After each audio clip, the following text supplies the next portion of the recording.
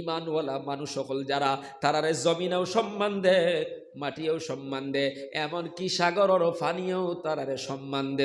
সুবহানাল্লাহ। হযরতে সাদ বিন আবি ওয়াক্কাস রাদিয়াল্লাহু তাআলা নামে একজন সাহাবায়ে কেরামের একটা জামাত নিয়া আবিসিনিয়ার জঙ্গলের দিকে রওনা দিছেন দিনের দাওয়াত দেওয়ার জন্য। আবিসিনিয়ার বাদশাহ খবর পাইয়া দজলা নদীর সব নৌকা বন্ধ করে দিছে, জাহাজগুলা বন্ধ করে দিছে। যেই সময় নদীর পার গেলা, হযরতে সালমান ফারসি রাদিয়াল্লাহু তাআলা আনহুর সঙ্গে ছিল। সালমান ফারসি ডাক দিয়া কইলা, ও আমাদের আমির সাহেব, জিম্মাদার সাহেব, ও সাদ বিন আবি ওয়াক্কাস, নৌকাও নাই, জাহাজও নাই, আমরা এবার কেমনে পারয়া যাইমু, পরামর্শ চাই। সাদ বিন আবি ওয়াক্কাস বলেন, টেনশন নেওয়ার কোনো কারণ নাই, আমরা ইমানদার, দিনের দাওয়াত লই আইছি, আল্লাহ আমরার সাহায্য করবা, কোনো সন্দেহ নাই। সুবহানাল্লাহ। বিসমিল্লাহ পড়ো, হাসবুনাল্লাহ পড়ো, হাসবুনাল্লাহ ওয়া নি'মাল ওয়াকিল, নি'মাল মাওলা ওয়া নি'মান নাসির পড়ো। আর নদীর মধ্যে আমার লগে গুড়া নিয়ে জাপ মারো। ও মুসলমান হওয়ার সাথে সাথে সমস্ত সাহাবাই কেরাম বল ওই দজলা নদীর মধ্যে গুড়া নিয়ে জাপ মারি দিলা। সুবহানাল্লাহ। ওই দেশের ইহুদি খ্রিস্টানরা তাকায় আছে, সবাই আপনার ওই ফানির উপরে দি ফারয়া, ওই ফারু আপনার আবিসিনিয়ার ভিতরে ঢুকি গেল। হাজার হাজার ইহুদিরা তাকায় আছে, তারা আশ্চর্য হয়ে গেল। তারা বলে, ও আল্লাহর বান্দারা, আমরা তাকায়া দেখি ওই মুসলমানরা যখন গুড়া নিয়ে সাগরের মধ্যে জাপ মারলো, তাকাইয়া দেখি গুড়ার ফাউর তলে দি 2 লাখ বালু উঠতেছে। সুবহানাল্লাহ।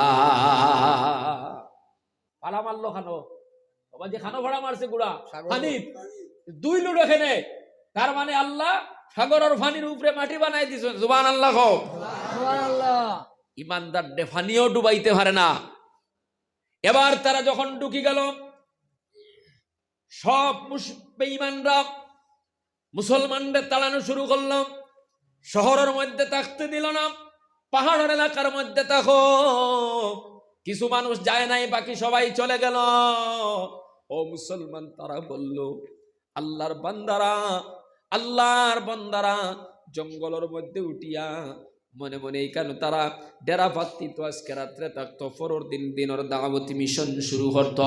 ওইদিকে ইহুদি খ্রিস্টানরা, ওই আপনার বেঈমানরা চিন্তা করলো, মুসলমান আর কালকে সকালে একজন পাওয়া যাইতো না, কারণ এই জমিনও ভয়ঙ্কর বড় বড় সাপ আছেন, বিচ্ছু আছেন, বাঘ আর সিংহ আছেন, মুসলমান বাঁচতে পারবে না। ফজরের আগে আগে সব মানুষ খায়া বাঘে আর বাল্লুকে শেষ করে দিবা। খাও নাউজুবিল্লাহ।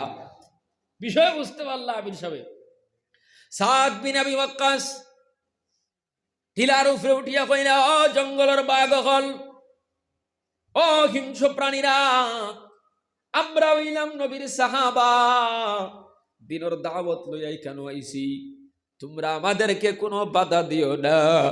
আমরা যেই পাহাড়ের মধ্যে আছি, ওই পাহাড় থাকি তোমরা সবাই অন্য পাহাড়ের মধ্যে চলে যাও। সুবহানাল্লাহ। ইহুদি খ্রিস্টানে বইলে এটা কিতা কই, কিতায় মানুষের কথা শুনে না, মানুষের কথা শুনে না। আচ্ছা খোঁজেন সাপে ফুটবলি খানো জঙ্গলের ফাড়র কোনো কোনাত সাপ বই দিছে, বাঘ বই দিছে, ইটা বেটায় কিতা মাতে ব্রেনও ধরছে। ও মুসলমান, ওই ইহুদিরা তাকায় আছেন, ঘোষণা করতে দেরি হইছে। বাঘ তার বাঘর খাতারে, সিংহ তার সিংহর খাতারে, সাপ তার সাপর খাতারে, বিছা তার বিছার খাতারে, ফিফরা তার ফিফরার খাতারে, বিচ্ছু তার বিচ্ছুর খাতারে, সব দল দল বান্দিয়া সাহাবাই কেরাম যেই জঙ্গলের মধ্যে আপনার ডেরা পাতিছেন, ওই জঙ্গল ছাড়িয়া তারা অন্য জঙ্গলের মধ্যে সবাই চলে গেল। জুড়ে কও সুবহানাল্লাহ। মুসলমান বাবারা, এবার ইহুদি যারা, ওই বেঈমান যারা এখানে দাঁড়ায় ছিল, আল্লাহর নবীর সাহাবী ডাক দিয়ে বলেন, আপনারা কেন গেলেন না? ওরা সবাই চলে গেল, আপনারা কেন দাঁড়ায় আছেন? ওই ইহুদিরা, ওই বেঈমানরা ডাক দিয়া বলল, ও আল্লাহর নবীর সাহাবী, আপনারা আর ওই তামসা দেখার জন্য আমরা দাঁড়ায় আছি। আমরা দেখলাম তজলা নদীর মধ্যে গুড়া নিয়ে জাফ মারলাই, কিন্তু তারপরে আমরা তোরা বটিলাম তলে দি খল্লা নিয়ে তাকাইয়া দেখি একটাও গুড়ার ফর তলে পানি নাই, খালি 2 লার বালি উড়িয়া যার। সুবহানাল্লাহ।